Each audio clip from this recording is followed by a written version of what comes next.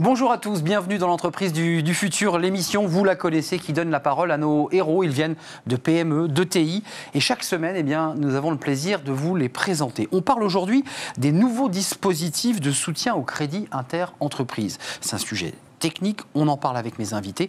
Adeline Lebet-Montero, merci d'être avec nous. Vous êtes la directrice générale de Urios BEIC, un cabinet de conseil et éditeur de logiciels qui est spécialisé dans la performance du BFR. Et puis Philippe Puig-Ventos, merci d'être avec nous, président de Dio Crédit, leader en conseil et courtage du poste client. Ma première question, dans ce contexte de crise, de risque qui pèse sur le cash, comment vous percevez le soutien de l'État au crédit inter-entreprise? C'est un sujet important.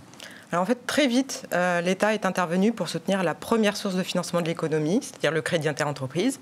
Donc en fait, le crédit entreprise, c'est le crédit financier que les entreprises s'accordent entre elles dans leurs relations commerciales via les délais de paiement. Donc ce qu'il faut savoir, c'est qu'avant crise, ça représentait 700 milliards d'euros et c'était couvert à hauteur de 50% par les assureurs crédit.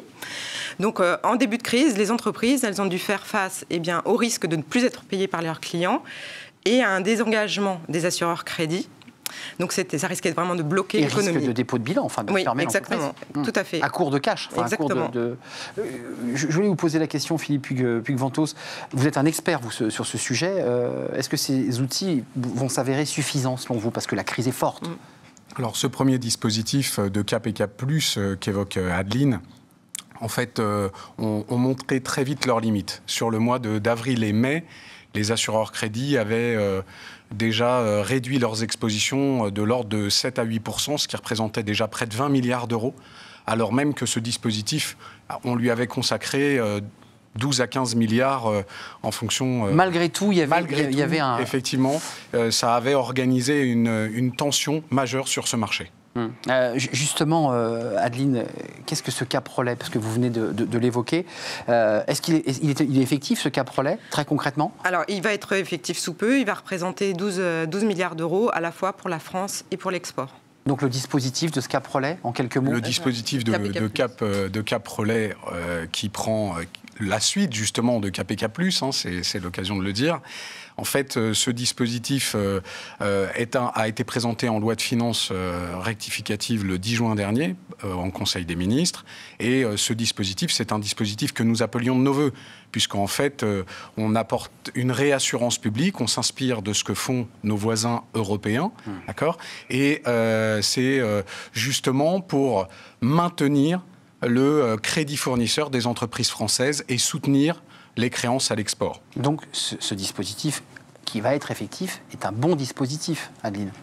Écoutez, oui. Utile, parce que c'est vrai que l'enjeu, c'est les dépôts de bilan, c'est le risque de ne plus avoir de cash. Oui, alors ça va être utile. Par contre, ça ne change pas la situation des entreprises qui ont déjà été décotées.